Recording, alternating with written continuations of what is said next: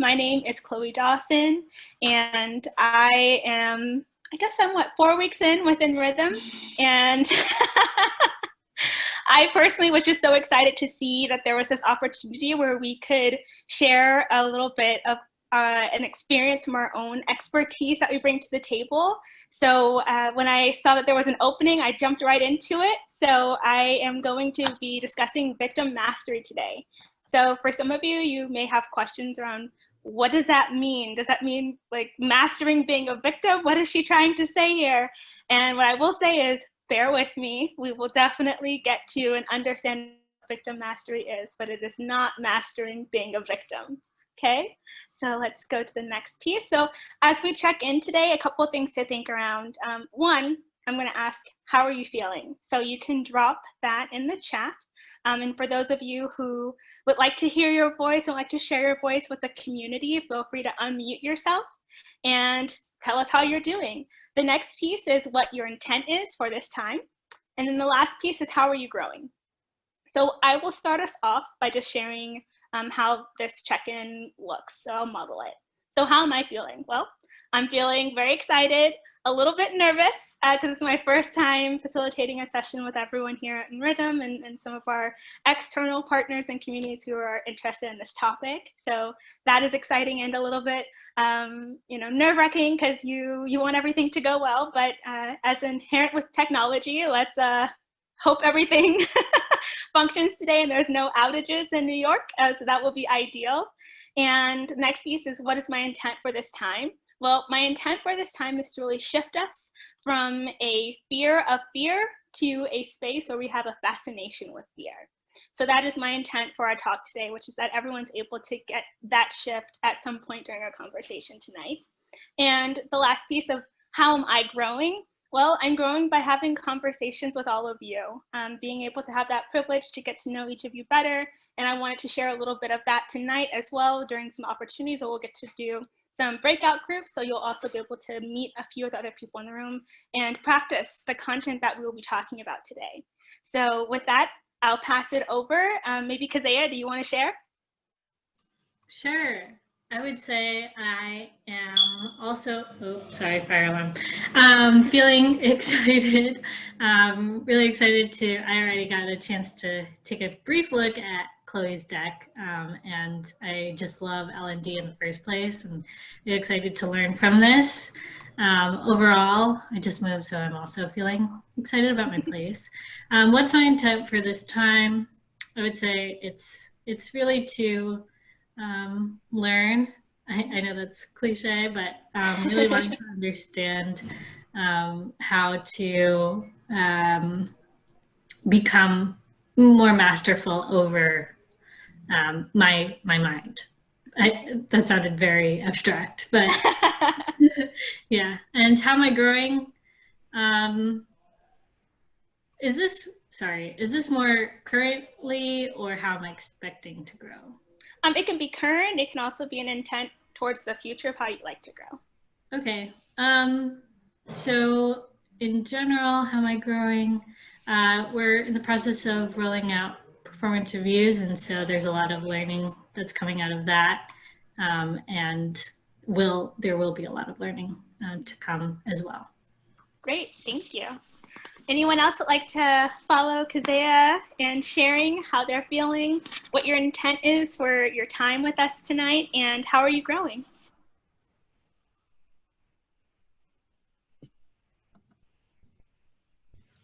Hey guys, I'm feeling pretty excited as well.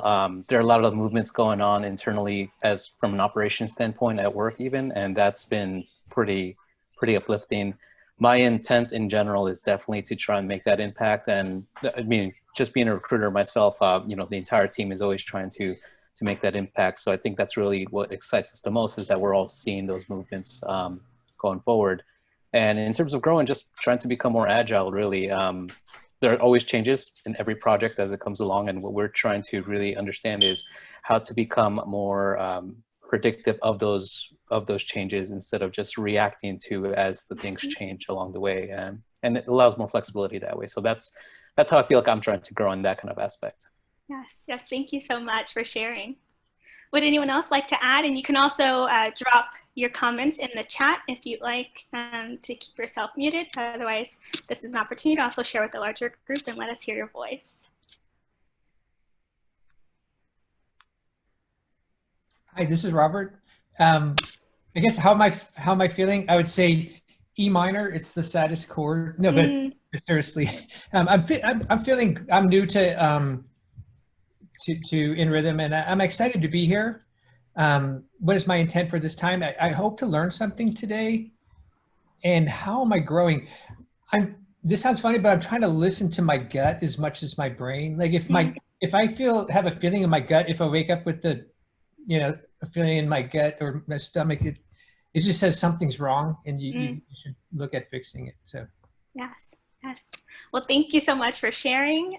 For everyone else who hasn't been able to share yet, don't worry, that's exactly what the chat feature is for. So go ahead and drop that there so everyone can check in with you to see how you're feeling, what your intent is for this time today, and how you've been growing since we last were able to see each other. So let's start off, right? So what is victim mastery? So one way to look at this is, why were you late for the meeting? This is often something that happens in our lives, right? Whether it be when we were all going into the office or when we're Zooming, right? There's lots of things that can come up. So the objective fact when you're late to a meeting is that you arrive late. So what are some things that you have said when you've arrived late to a meeting? Stuff that we've said when we arrived? Yeah, so when you go into the room and you're late to the meeting, what's your initial inclination to state out loud? Sorry, I didn't bring donuts. Nice, okay. Well, I mean, and I learned a long time ago that was supposed to be a comedic icebreaker to kind of let you off the hook. Yeah, you know you've done bad, and and you do feel regretful for it. So regret something other than showing up for the meeting late. Regret not bringing donuts. Yes. Yeah. Any other? Before I kind of give you a couple of examples. I usually make the excuse that I'm like doing coding and solving a problem, and I get so lost that I just forget what time it is. And that happens to me whenever I'm having fun and solving a problem. I lose track of everything else. That's my excuse. Yes. So let's see a couple of examples, right? So why did you arrive late, right? So we start off with an explanation, right? When we were all going into the office, traffic, that's why I'm late. Right, so you have a form of innocence, so you're not the one who's responsible, right? It's because of traffic. So that's a positive. The negative, though, is that you typically will experience some resignation and some resentment towards that experience, right? It creates kind of this energy that is very resentful of the situation that you're currently in and the situation that you're bringing everyone else into when you arrive late. The other piece here is that the focus is actually on the environment, right? So it's out of your control. Right, the traffic made me late. So ultimately, that's when we're playing more into the victim side, right? That's often what I have a crocodile here because often can be our initial instinct, right? Is to kind of get that energy, get that focus off of us and onto something external of us, something that we would like to consider to be outside of our control. Now, on the other side, if we're thinking through mastery, right? I left too late, right? So even given traffic, right? So acknowledging, yes, there was traffic, but I left too late, right? So with that, you get power, right? And you get what I like to call, right, responsibility, right? So you are responding in the face of something, right? Not reacting simply to, right? Not pushing off your that negativity to something else, but saying, I am taking that response on in face of what happened, given the traffic, given the meeting, given my project load, I did X. I was too late. Oops. The negative piece here, and this also leans into why we typically push this off to otherness, right, is that you put yourself in the hot seat. Right, by saying the focus and the attention is on you.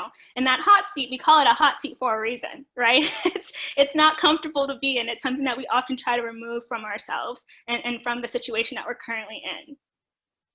And then when you say I left you, like you also put the focus, right? So it's on the actual subject, on you, right? So you are displaying control of self, right? And the influence of otherness, right? So you are putting the focus onto you, but that also gives you the power, right? So that's another positive, the power back in this type of situation.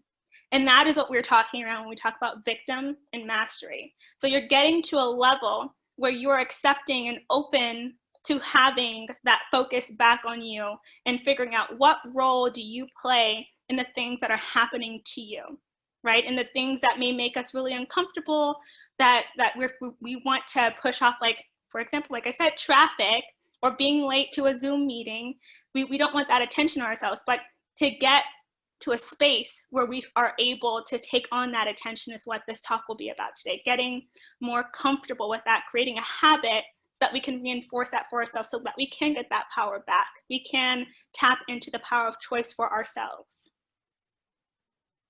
So where else does this happen? What happened to the toy? It broke. What happened to the milk? It spilled. Why did you answer the phone? It rang, right? Why did you get wet? It was raining. Why were you late with the report? They didn't give me the information, right? So we see this oftentimes in our lives. We put the focus away from us.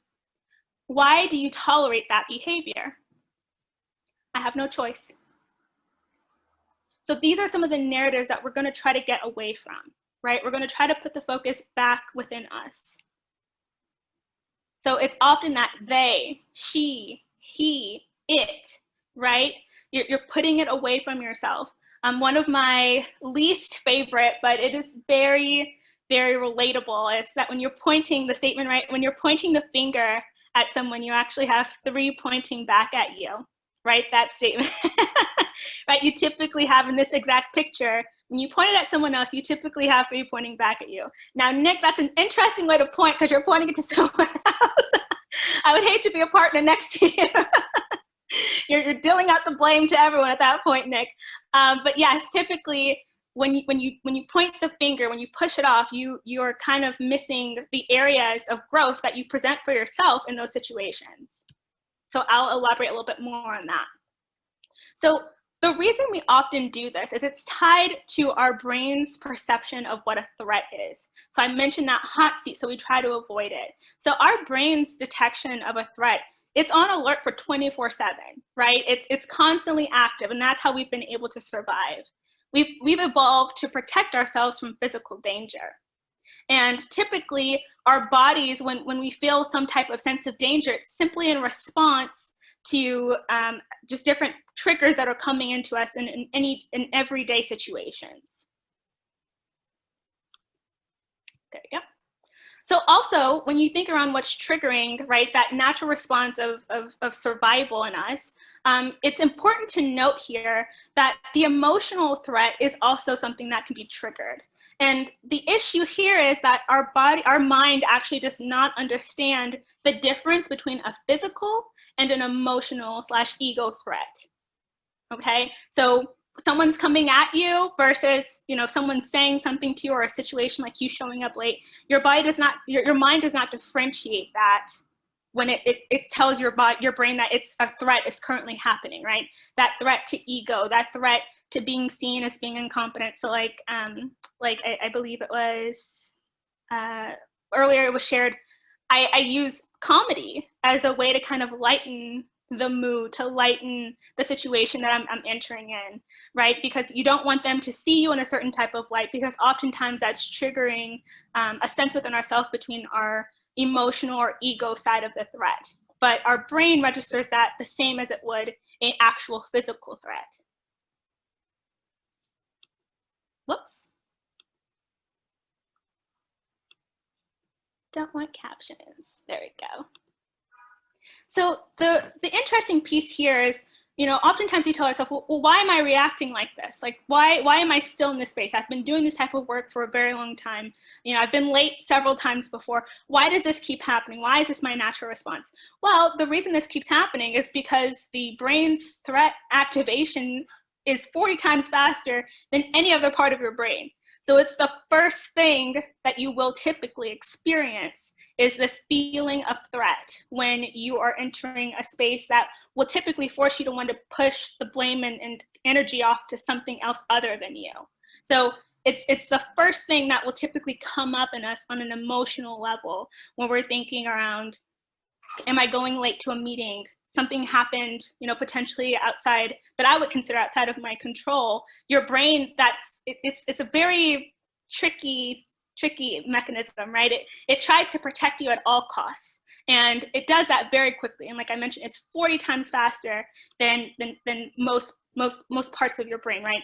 So what does that trigger in us, right? That triggers fight, right, which you've heard before. So this can present itself in senses of like perfectionist, right? Trying to win at any cost possible, overworking, or even a need to be right.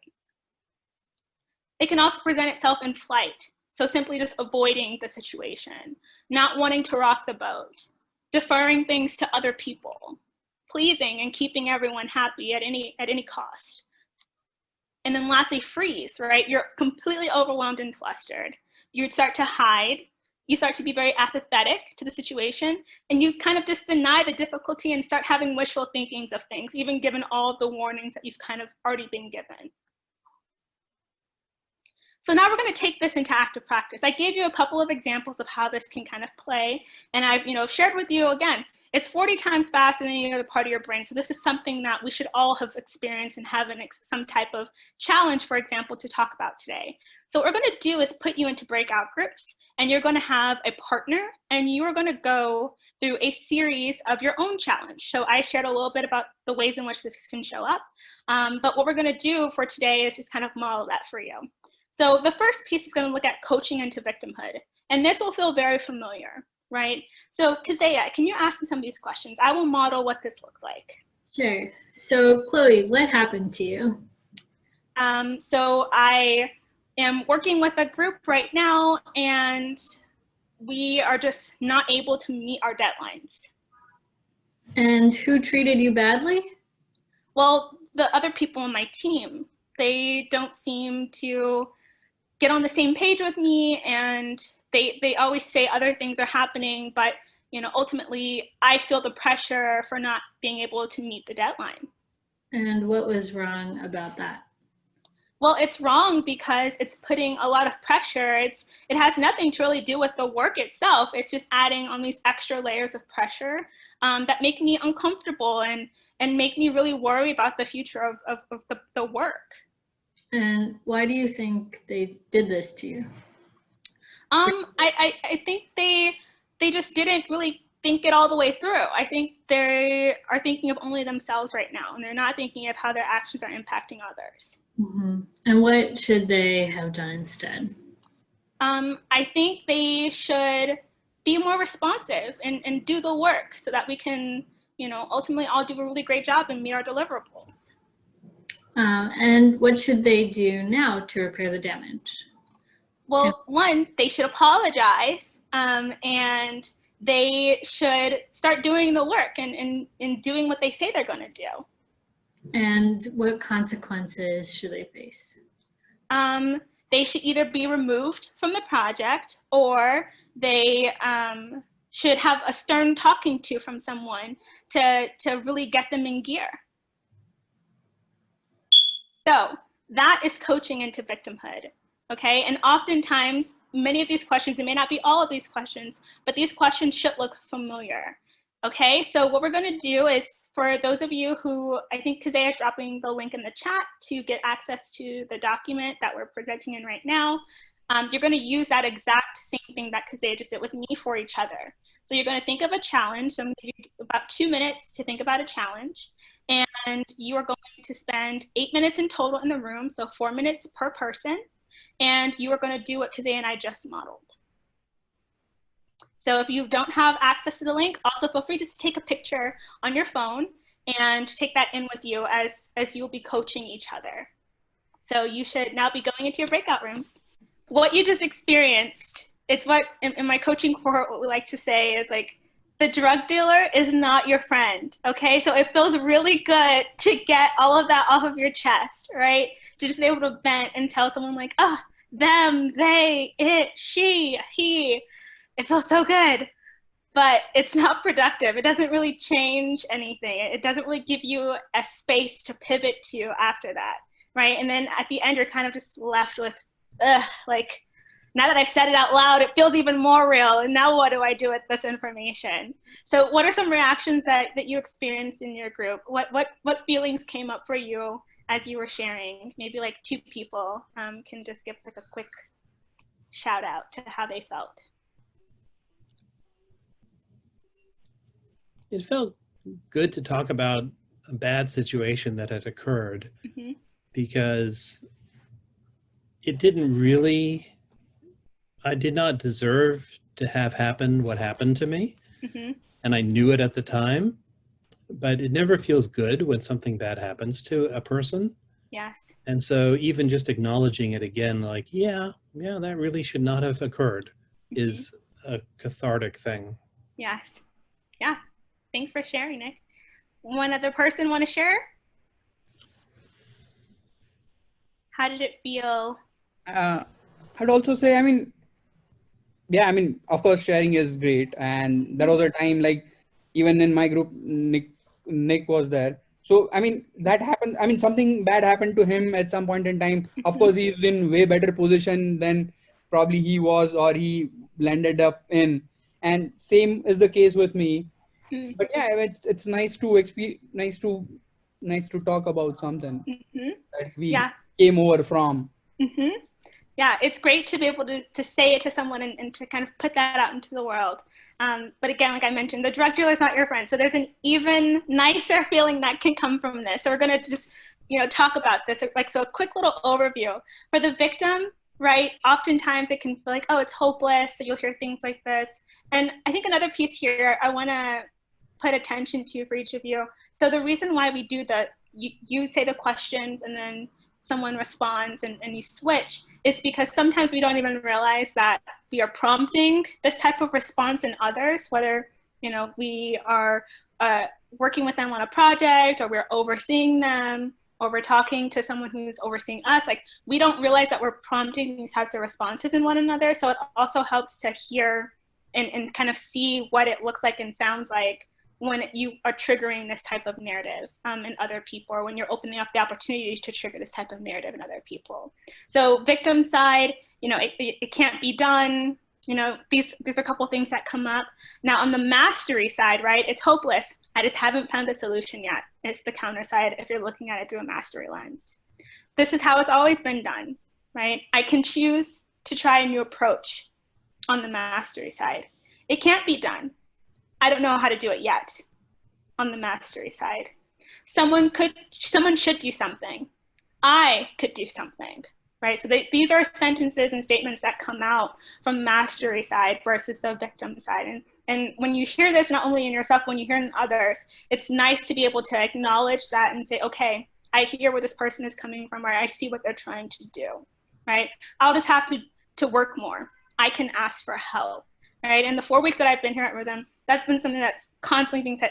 Always ask for help. People are always wanting to help you. Just reach out and connect, right? That's mastery orientation. That's mastery language to say that there's other people who are helping. They're opening up a lens for people to help you. And they're opening up opportunity for you to say, I can ask for help, instead of, I'll just have to do more work. I can ask for help. So now as you're thinking around this, right, our brain's higher level executive functions, right? So we have our prefrontal cortex, and that's involved to really help us handle complex cognitive tasks, right? So if we really need to focus attention, we're going through storytelling, planning, anticipation, moderating social behavior. All these pieces are tied to our executive functions that are in our prefrontal cortex.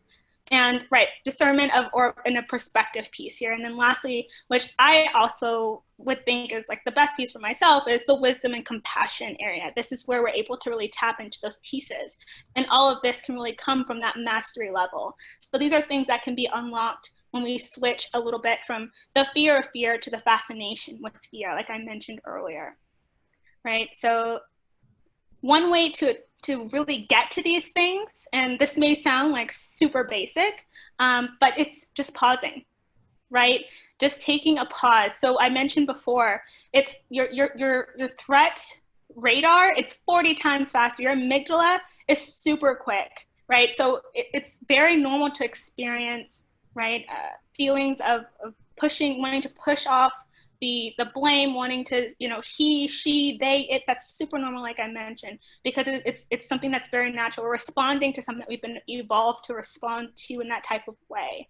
Now, one way to overcome that and to create habits that are more beneficial towards us and the work that we're doing is to simply pause. Now, some people this plays out in just taking a few seconds to pause. So whatever the situation you were in, whatever challenge you were facing, just taking 10 seconds to breathe through it and give your brain an opportunity, right? So we're going to try to give our brains an opportunity to really get towards, if mastery is what we want, we have to provide the space, right, and the pause to get to that.